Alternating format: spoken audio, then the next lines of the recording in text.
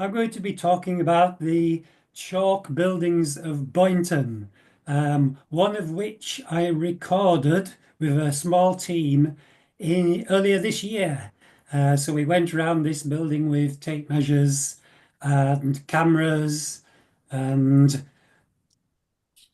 A4 pads to make field drawings, and we did a recording job on one of the buildings, and there were two other teams who did similar work on two other buildings in Boynton. So we'll be looking at those results as well as some other bits of research which I've added to the mix, and hopefully will give us a perspective on on the chalk buildings of Boynton and what role chalk played and was indeed chalk king in Boynton um, at, in previous centuries. I guess we're talking about the 19th, 18th centuries and even into the 20th century. So Boynton is an agricultural small village, and it's set in open countryside, just to the west of Bridlington on the east coast of England. Um, you can get a little bit of a taste of this countryside and the setting from this photograph taken by Graham Steele at the back of one of the houses we recorded. You can see this is, I think, as in June, or was it May? I can't remember. You can see the pasture and the woodland and the low hills of the chalk beyond the houses there. Yeah, it runs north-south, and I've got a map to show you in a minute. But the houses, these are some of the houses on the north-south road.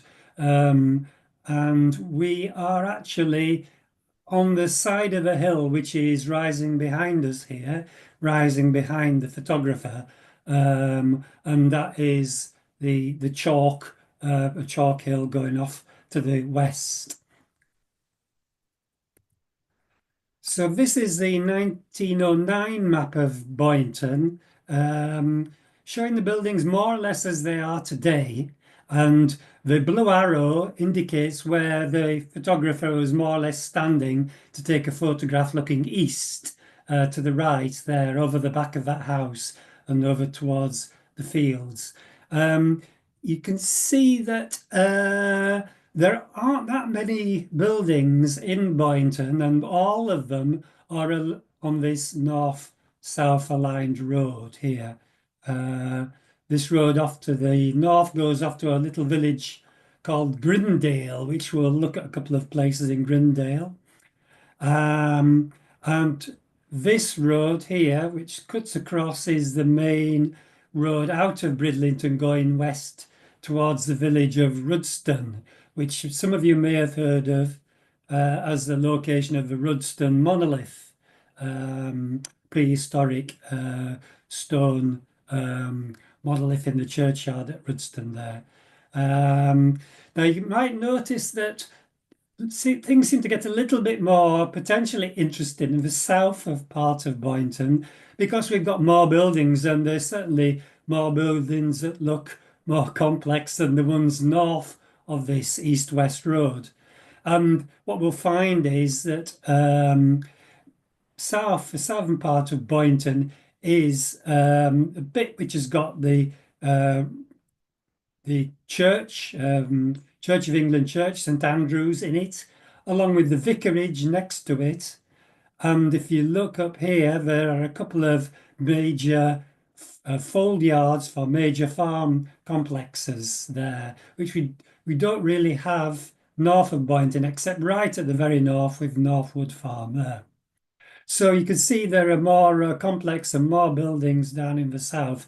The hall beyond this map is the hall of the Stricklands, or was the hall of the Stricklands.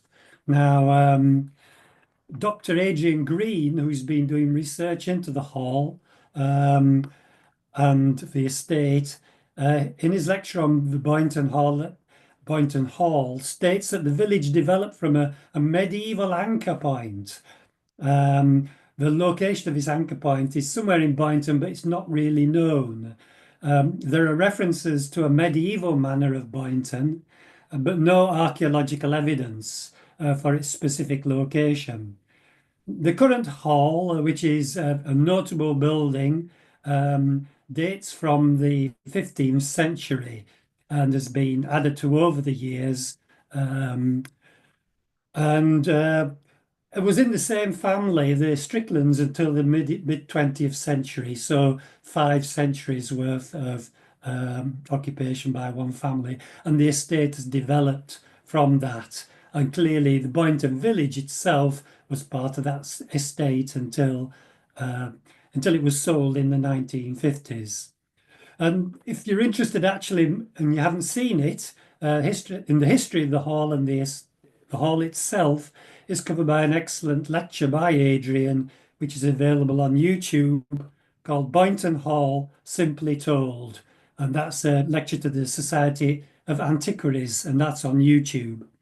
So I won't say too much, well, I won't say anything more about Boynton Hall because we're going to be looking at the vernacular buildings of Boynton, and most of these are arranged, there's not that many of them, but they're arranged north of the crossroads with one or two south of the crossroads. What have we got then? Some examples of these buildings. This one actually is south of the crossroads. It's called the Old Stable House. And it's part of, it's a range which is part of one of these fold yards, the two major farms there.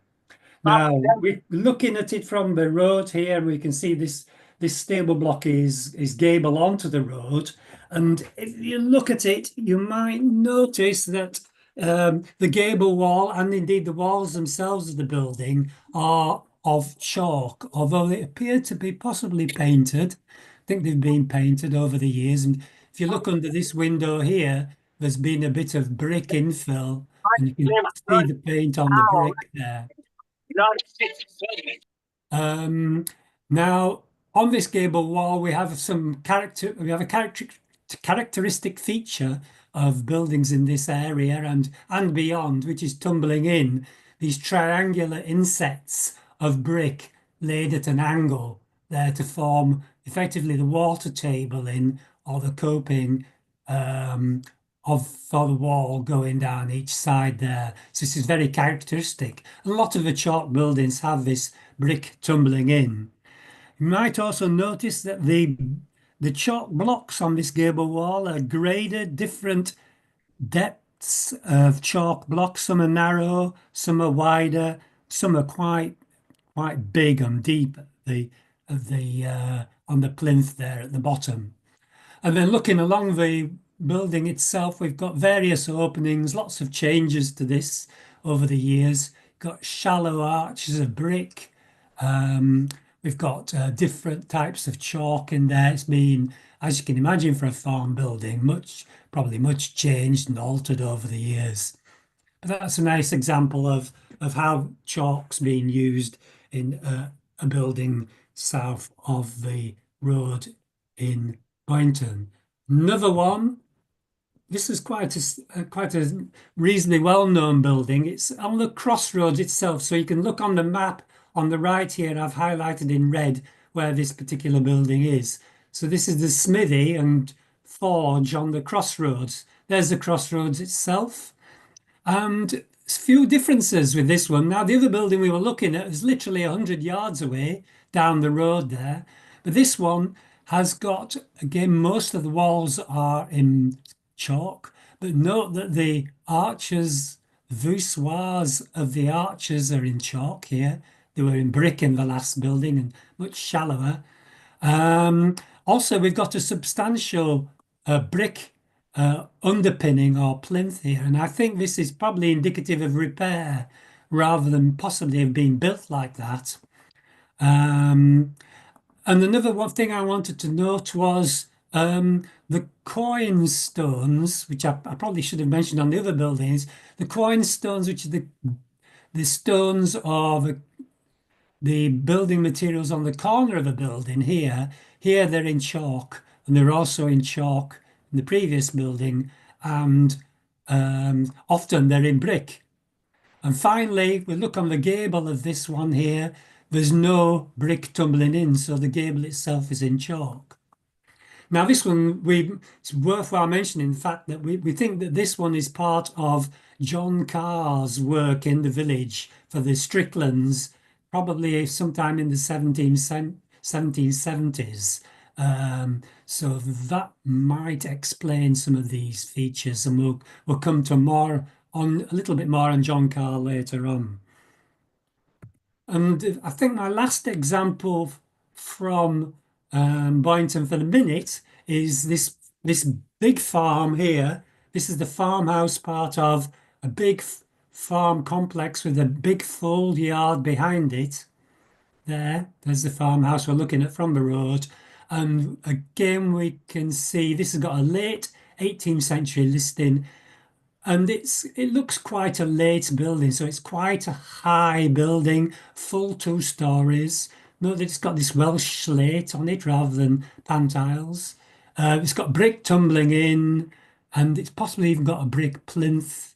And I think it's got brick dressings around the windows or edgings. So these lintels here are brick voussoirs. And you might notice a little bit further on, there's an attached barn with a pantile roof, and that's also chalk. You can see the ventilation slots.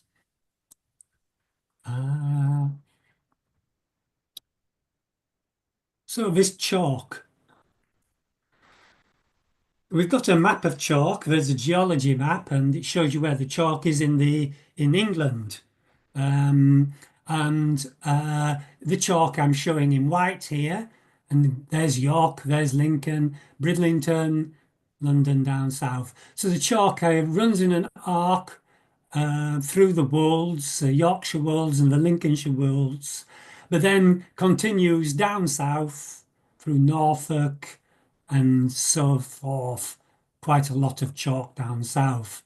But the chalk we're looking at is right up here close to Bridlington. And I've got a little, I've got a little map which shows that in more detail. And here it is. So this shows Bridlington. This is Flamborough Head. Boynton is this black spot here. And of interest for us is this green incursion here, which is the Gypsy Race, which is I think it's a dry riverbed. It's except in winter, through the chalk, and it wanders its way east from the coast. And Boynton Hall is more or less on the Gypsy Race. Now, the soils from this chalk are shallow, but they're lime-rich soils. And this is according to the UK Agriculture Agency, DEFRA's soil analysis. And in the Gypsy Race Valley, the soils are more loamy and clayey because they're floodplain soils with naturally high groundwater. So that gives you an idea of where the chalk is. So the chalk is all to the east of us mainly, but it's also used as a building stone in Flamborough here out to the, not many miles, a couple of miles away to the east. And I think I might have one or two from Flamborough to show you now, because there are a few more interesting examples from Flamborough we can look at. Here's Chantry Cottage in Flamborough. So it's about 3 miles away from Boynton. And you can see on the gable here, here's the chalk walls. There's no tumbling in. So that's a gable built of chalk, but they haven't used brick to do tumbling in. The windows and doors, you've got these brick, you can clearly see these brick voussoirs over the windows and modern sills here. But interestingly, it's different from what we saw in Boynton. We've got a cobble plinth here. So that's one where the original plinth is definitely cobble. It's not been rebuilt in brick and probably not originally chalk. So we've got a cobble plinth. And the coin stones on the corner here, lovely illustration of a chalk coin. So they haven't felt it necessary to use brick on the coins or for the tumbling in here. Although brick has been used for the copings up here like that. That might be later. That might be later, that. Um, Now, also in Flamborough, this is an interesting one because I took a photograph only probably about a month ago of Greenside Cottage, which, if you look to the right, looked like that in 2001. And I was on a recording team which recorded this with Don McClellan in 2001. And you can see it's covered in pebble dash and render. And it's quite different today. Now the chalk's been exposed, but we knew that it was built of chalk in 2001. There were bits where the render had fallen off, but we didn't know the full extent of the chalk in this building. Again, we can see some of the features we've become familiar with: the chalk walls, um, brick used as lintels. Um, Here, the corner looks like it's been completely rebuilt in brick. So it could have had a chalk corner or chalk coins originally, because that looks later brick to me than 18th century, which is what this cottage clearly is. But also interestingly, the chalk blocks are more rounded. So have these been weathered more here on this gable compared to this chalk here? And also, if you look to the left, definitely, this is definitely an extension to the building because the chalk blocks are much smaller. And also, I think they possibly laid herringbone. I can't remember on that bit at the end there. But that's a lovely study of different uses of chalk there on that wall and also on this gable wall. But the extensive use of brick in, I think, in repair work here, and no, that there's no coping stones or water tabling at all on this one. It's just pan tiles laid to the end. But yes, in 1970, sorry, in 2001, for report number 1617, this is clearly a house in need of a bit of loving care. And I think it looks like it's got to that these days now in 2024. And going around, we've got another one. This was in a village called Carnaby, which is about 3 miles south of Boynton. Now, Carnaby's on the main road out of Bridlington to Driffield to the south west. And I put this one in because it's clearly a later farmhouse on the corner of the road there. And it's again quite a high, full two-story building. Note the Welsh slate again. Um, and I wanted to draw your attention to the chalk panels. And quite a few buildings have these what are called chalk panels. And in some cases in this area, in this region, the chalk panels are almost literally just 2 feet by 3 feet, as small as that, and tiny in comparison to the rest of the brick in the rest of the wall. And I don't think I've seen any documentary evidence to explain these panels, and it looks like it's possibly decorative, but possibly also maybe just saving a bit of money, but if they've got quite a bit of this chalk, why not save more money if it's cheaper and use more of it? But I'm intrigued by the chalk panels. So if anybody's got any information about these, that would be much appreciated. But you can see a good old faithful chalk wall adjoining this building, so you're never too far in this area. And another thing to note as well is that Carnaby was part of the Strickland estate. It's that close to Boynton. And I think the last example I've got for you is also from Carnaby. This is the other extreme, this farm, because this is Hill Farm. It's 50 yards away from the last building we saw. And unfortunately, we didn't have a chance to knock on the door and ask the owners if we could take some better photographs. I had to do this pretty quickly.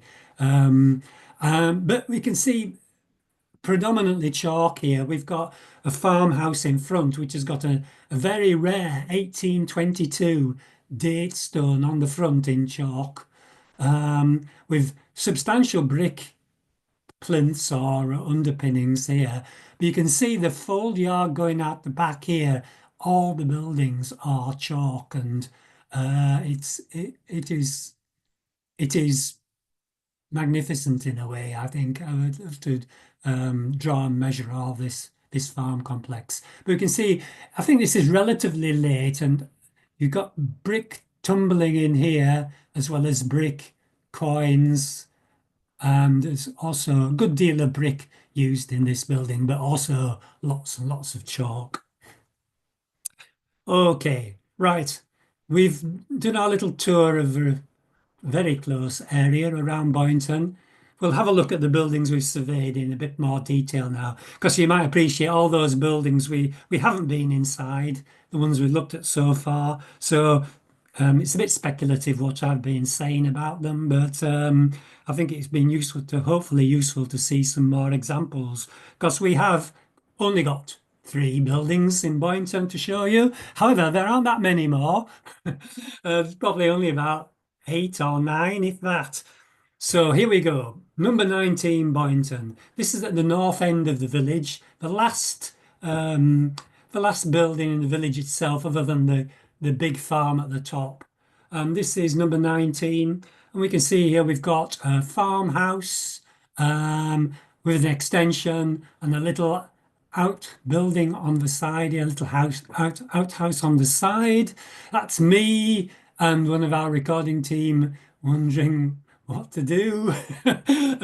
And we had to, as you can see, pick our way through vast amounts of building materials.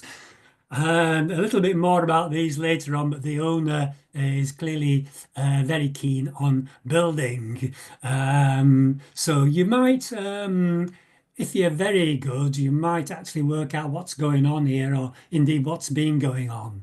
But in terms of looking at the external features, we've got the farmhouse or the house, chalk blocks. This has been painted originally, or well, not originally, but painted at one stage, so it's a bit difficult to see. But it has got brick eaves courses, a couple of oversailing eaves courses there, and brick copings on the side. But note that the windows have got sills, which is probably later, but just chalk blocks on the top, so no lintels, no need for lintels, no need for a lintel over the door, no need for brick or anything on the coins. So here we've got a pretty full-on chalk building on our hands. Go around the side to the right, and here's the east gable wall. You can see all the chalk here, but we have got brick tumbling in. There's the brick tumbling in. You can look at the bricks, they're quite narrow and dark. Look like 18th century bricks. But look, compare those bricks with the bricks here of the pigsty or outhouse, earth closet. They're quite fat and deep. So we think this should be later than this building here, perhaps. But it looks like from the maps there's evidence that this has been here all the time. So a bit of a puzzle, that one. But then if you look to the side here, it's been built on with this extension to the outshut at the rear in very modern bricks. So we're talking about 20th century here. Go around the back and you can see the extent of this rear outshut. And this is a bit of a theme really in Boynton, as well as lots and lots of other villages, of houses in villages where you get the rear outshuts extended, and this one is a rear outshut extended big time. They've gone so far, in fact they've extended beyond the house on both sides. So here's the original house, and there's, as it says, 2 different types of brick, but I think there's probably more here. So there's cat slide roof, pantiles, rear outshot for service. So we'll come back to this theme, service theme at the back with other buildings. And then the other side, the west elevation, here we've got more brick tumbling. Looks like 18th century brick, a bit mixed actually, possibly. That might be a clue.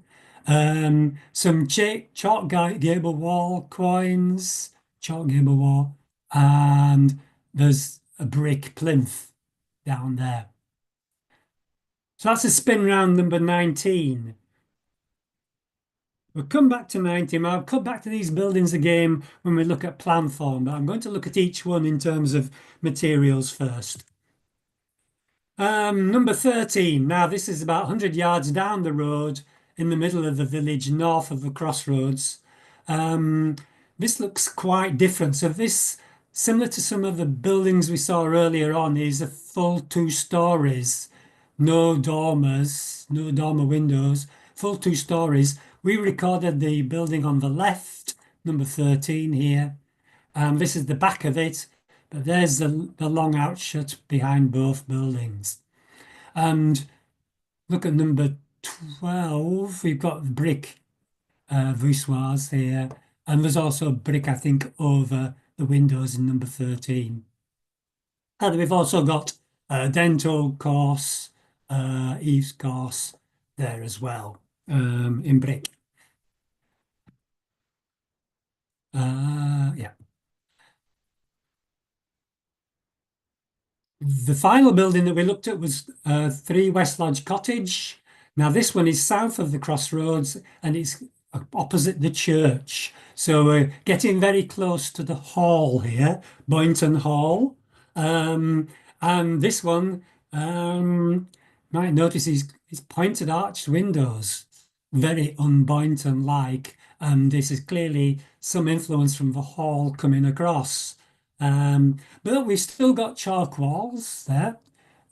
Similar to the house we just looked at, number 13, we've got a dental brick course at the top there running along. So brick eaves, brick window edgings, chalk wall and coins. And this is terribly difficult to photograph because there's a big hedge in front of it. So I've got a drawing from Lorraine to actually show you the actual layout of it. You've got a pointed arch door there. And a straight joint running up there with that drain pipe is. So we've got a picture of the back of this. This is the back of it. So we've just been looking at this section on the left here, this bit here, mainly. So we've got an outshut at the back. All of this is painted, but mostly chalk. But it's all painted as well, and with brick on the end here.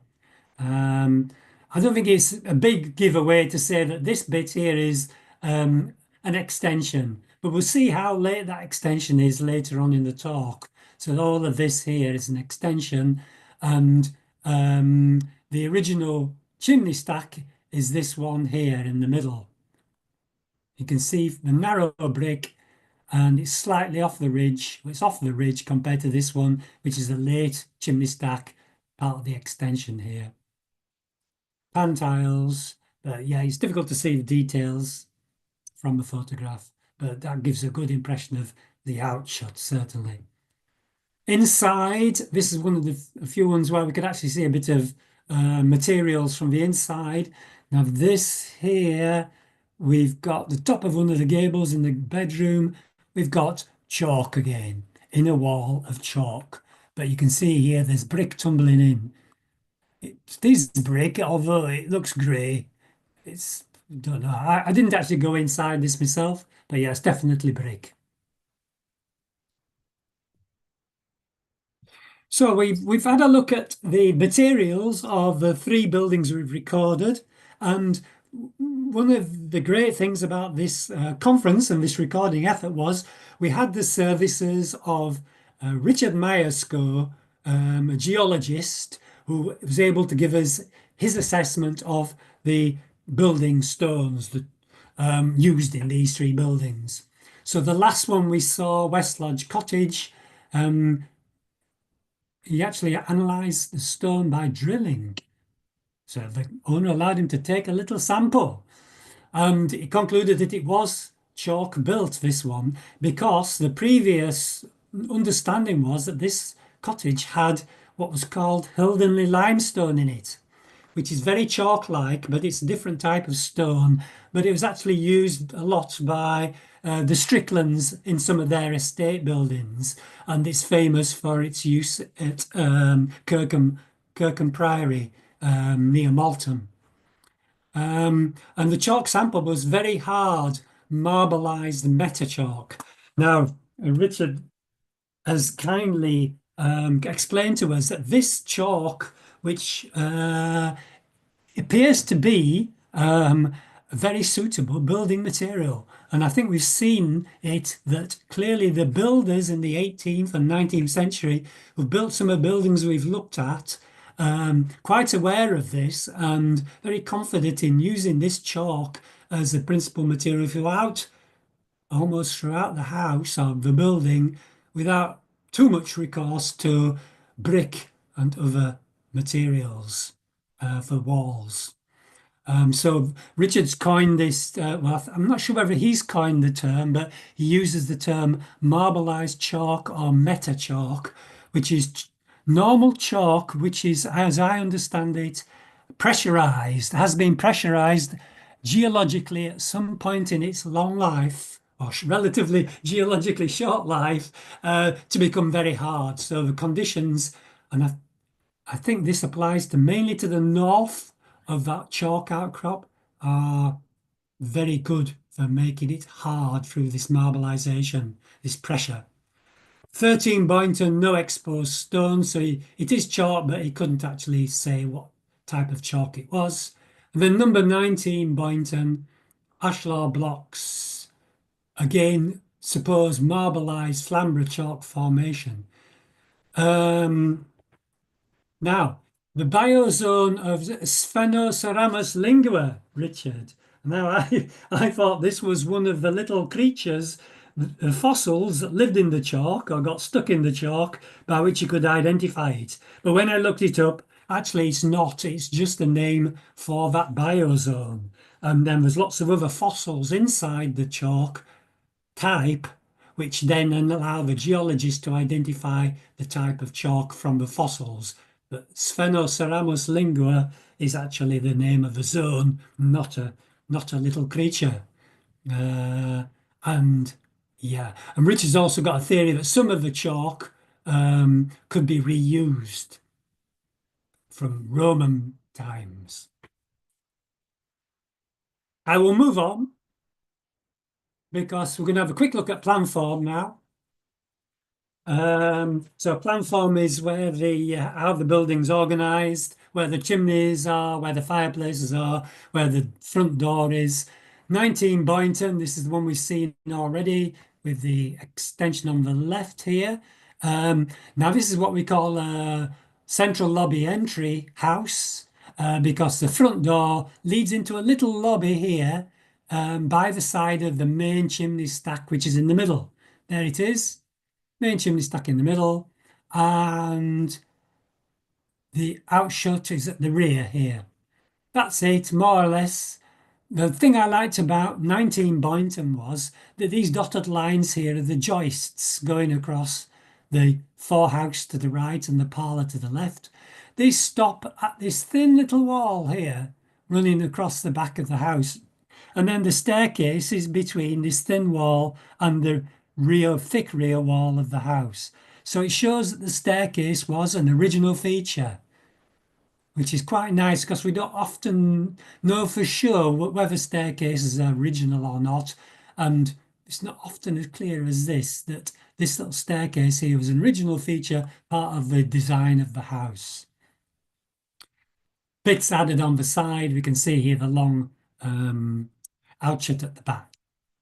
Move on to 13. Now 13 is quite a different kettle of fish, I think, this one. It looks like a much later house. It's full 2 stories, shallower roof pitch, but it's got a central door here, central door there, and it's got a chimney stack above. Is it lobby entry, central lobby entry? Well, no. This is more like an estate designed house, pattern book house, and the recorders of the house, which were Nick and Belinda, found an example of the type. And actually, this chimney stack here, for this chimney here, is actually inserted. This was originally an unheated parlour here. So you came in through this door and you went into the forehouse here with the only chimney stack here on the right hand side, shared between this and the mirror image of this house on the other side. So it's like a semi-detached house. Probably, I don't know, from the early 19th century, something like that, perhaps. So it looks like lobby entry, or could be something similar to lobby entry, but isn't really. You go up the steps, and these are the steps upstairs. But you've got the outshuts at the back, which we are used to for the service.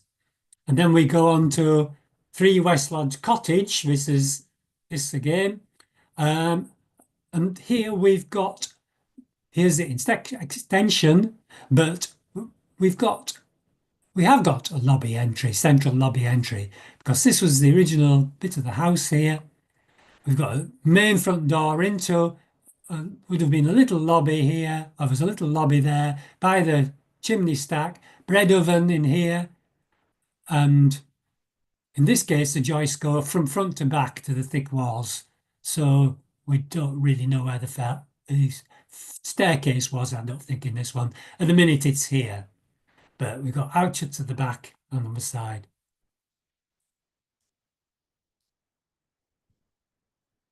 Right, okay, so I'm going to move on now to, oh, sorry, just remember, just before I leave West Lodge Cottage,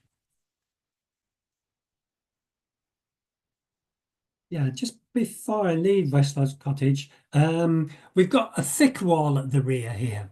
So this wall is 70 centimeters thick, and across here, this is the possible remains of a timber fire hood. So this is a timber Bessemer supporting, possibly supporting a timber fire hood above, as opposed to a brick stack.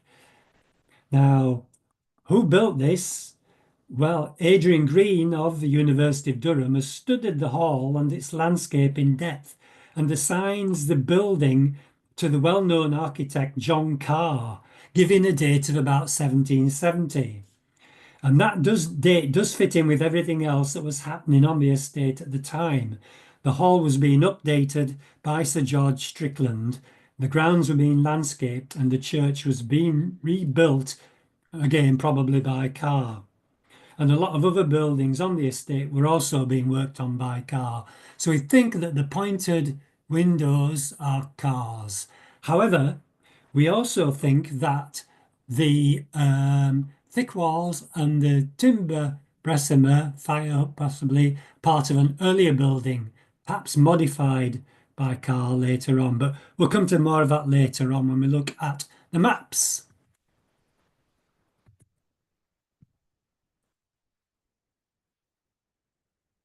Let's take a drink.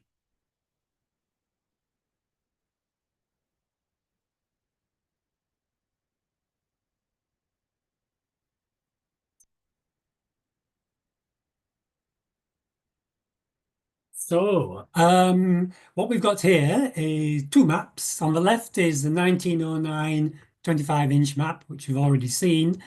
And on the right, we are very, what's the word?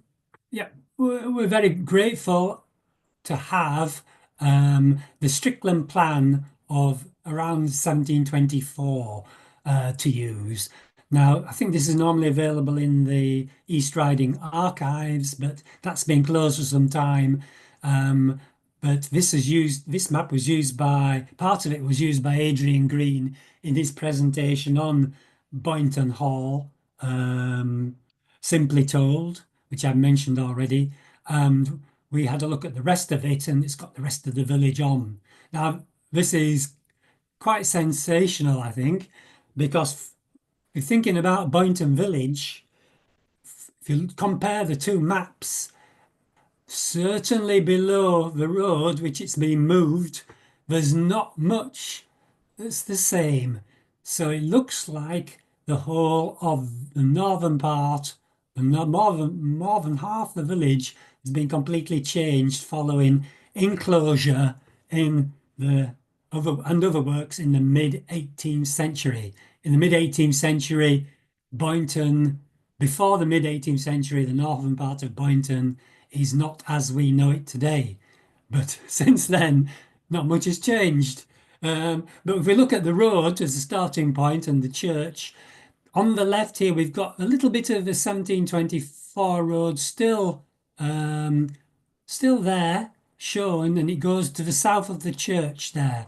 And that's this road here. If I follow it with the cursor along the road here and below the church. There it goes. No, there's also buildings along this old road which have now gone. And the road was moved to the north in the mid 18th century and follows this line here, more or less. So you can see what's happened there. And that's this road here, we can see on the relatively modern map. So all this now becomes parkland, most of it anyway, with the church in it there. The other notable thing, if we look north of the village, look at these strip fields here to the left, also north-south strip fields to the right. I can promise you those have gone. That they're off to, I haven't put them on this map here, there's not enough space. But you can see the ones on the left here have all gone. The fields around the north-south road have other enclosures, the paddocks and the other crofts around here. These have all been changed, you can see.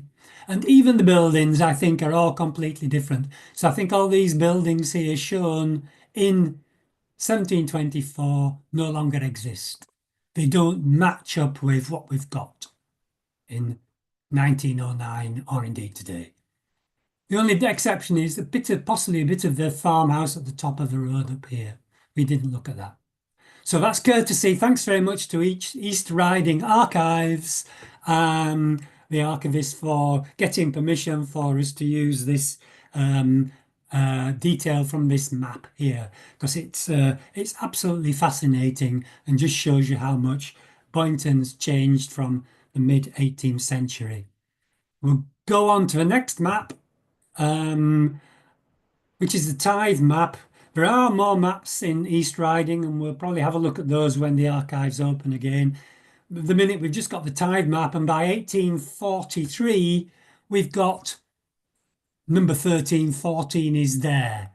There it is. Unmistakable footprint of that building compared with today. But also, I think number 19, that's the building with all the building materials in front of it. That's there, and you can see the little outshut on not the little bit on the side there, that little doghouse come pigsty come earth closet on the side. That's where it is today. And also West Lodge down here, there it is. That bit of it there with a long extension at the back, and there's the church. Oh, before I should mention, looking at this, we've got West Lodge. We think that this building here is possibly part of that is still inside West Lodge. That thick wall is shown there. Move on a bit later, 1849 to 50, not much has changed. And yeah, and really not much has changed today. It's all pretty much the same in terms of building footprints. We've lost this here. We've lost this building here, and we've lost that one there as well. They've gone. So really north of the crossroads, we've just got the smithy, forge, we've got number 13 and number 19. Those are the only ones left that are of any age other than the big farm at the top. So now I'm just going to quickly go through the phases of number 19 Boynton for you, just to show how we think this one's developed. But before that, what evidence have we got for these phases? Well, this is cracking, is this? Because here we've got the 1980 sale brochure for number 19. Here it is, chimney stack in the middle. It's got to be the same building, door in the middle. And you can see that this here is not there. It's been added to later on. Would you believe it? This is a fantastic job. It's actually made from reused materials from another building in Boynton. So it looks so authentic.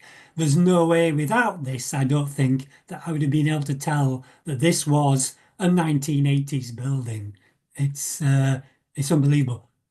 Um, it's got no chimney stack, I suppose. Maybe it would have had a chimney stack, but it's amazing.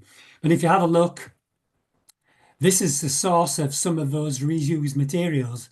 These photographs, thanks to the owners of number 19, this is one of those buildings that have disappeared off the high street of Boynton. You can see it was a house and a cow byre on the side here. Photographs taken in process of demolition. Yeah, in the 80s, I think it was. Can't remember when. Chalk and brick. So that gives us these phases for number 19 Boynton. There's the two unit or two cell central lobby entry house with rear outshot and earth closet come pigsty, whatever on the right hand side there. Then, according to the map evidence, we've got an extension outshut added 1843 to 1849. This is the need for more service. We find this all over the county. Additional outshuts, more need for more service. In the house is designed to just for a narrow little corridor down the back here, where you would do things like goodness knows what. Laundry, I don't know. Not well, cooking would be on the fireplace in the house body here. Storage, all sorts of sleeping, goodness knows what went on. But there was a more specialization of tasks and activities, 19th century, required more service space and even more by by the mid 20th century, we've got this bit added on here in later brick and the bit added on to the side of the earth closet there like that. Even more service space. These are like kitchens now. We've got a fully developed kitchen here as opposed to using the forehouse, for example. But what we've got in more recent times, in fact, right at the end of the 20th century, probably going into the 21st century of other houses, is all of a sudden, it's not need for more service space, but I think more need for extra living accommodation, more living rooms. And this is a case in point in that now we've got this extension here added on. Ultimately, I think the idea was to have another living room on the side here, more living rooms or an extra house on the side. This has not been finished off yet and it wasn't measured, but we've gone beyond adding extra service to adding extra living rooms, extra houses, so forth. What were the phases of West Lodge Cottage? Well, here's a drawing by Lorraine Moore of a simplified sketch of the house before it had its extension on the side. So this is, we've still got the Gothic bits on it, because it's post John Carr, but central lobby entry with the chimney stack in the middle, and unheated parlour to the left and a house body to the right. I thought I'd finish off with a few things on Boynton buildings, people and history. We haven't talked much, but these are vernacular buildings. Not much has been written about the people. In fact, almost nothing about the people who lived in these houses. We can get a few details from the census.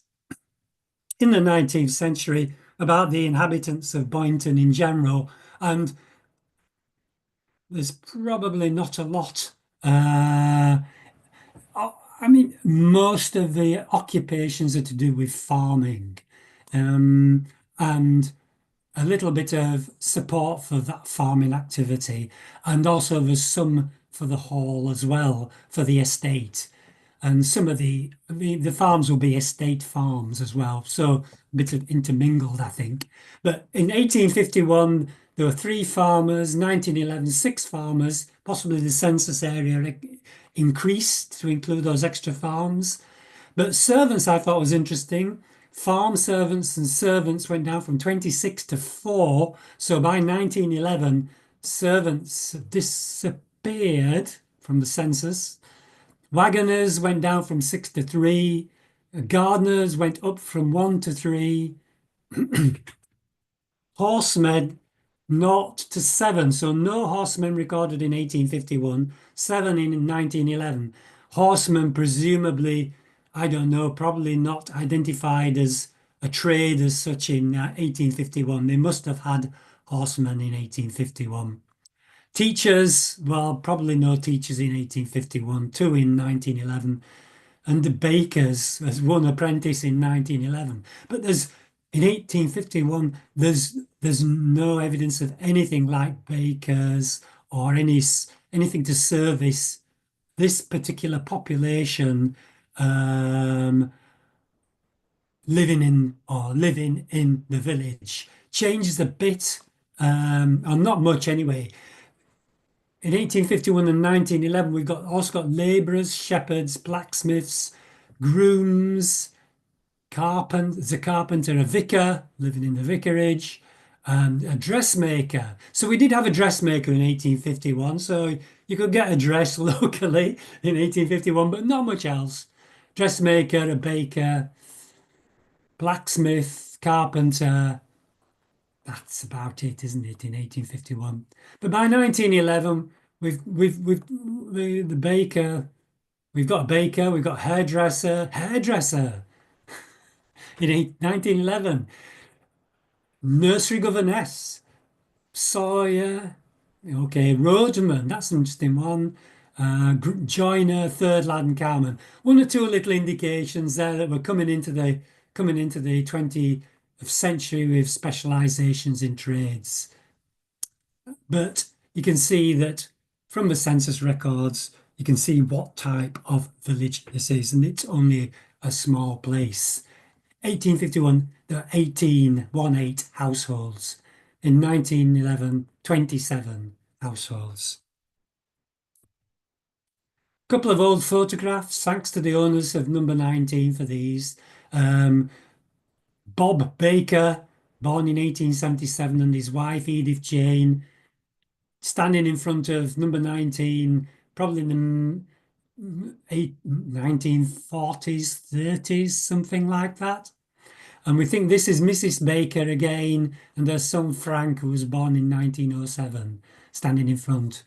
Now, this became the post office. But of course, it postdates the census. So, yeah, post office in the sort of well into the 20th century. And research by Lorraine Moore has found a nice little story about the occupants of number 2 and number 3, West Lodge Cottage, in the 1911 census. Number 2, there was Windrose and Zilla Jackson lived in number 2. Windrose was a wood sawyer who moved from Easingwold. Gamekeeper Joseph Saltman lived in number 3 with his family. Gamekeeping appears to have been a somewhat hazardous occupation. Newspapers of the time report that Mr. Saltmer had several altercations with poachers and sustained various injuries, including being struck a severe blow on the head with a big stick, printed in capital letters, and on another occasion being knocked down and kicked. Well, I'm sure it wasn't nice for Mr. Saltmer at the time. Um, yes, today it's a very rare little bit of colour, a bit of information about these people from 100 or years ago or more, even less, of course, from the 18th century do we have. Um, so I think I'll leave you with some conclusions. What have we seen and learned, I think? Well, I think it's pretty clear that Boynton's vernacular buildings and chalk date from the mid 18th century, with the possible exception of the lodge, the lodge cottage. High status brick buildings of earlier origins are the hall, the church, and the vicarage. They're clustered at the south end of the village.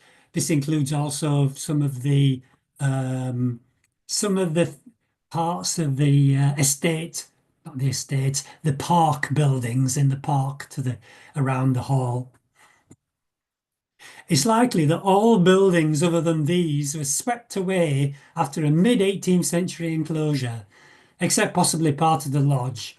The landscape and the fields changed almost totally, and the road was diverted. So looking at materials, the bricks limited to some tumbling in, plinths, some later added, windowsills and lintels. So not as much as we've seen outside of, not as much brick as we've seen in some places outside of Boynton. And recent evidence for reuse and the probably practice of reuse goes back some time. Chalk is a vernacular building material, is king, I think, in Boynton. We've seen how well it's used and how well it's survived. And this chalk is the hard meta chalk identified by Richard Myerscough, the geologist.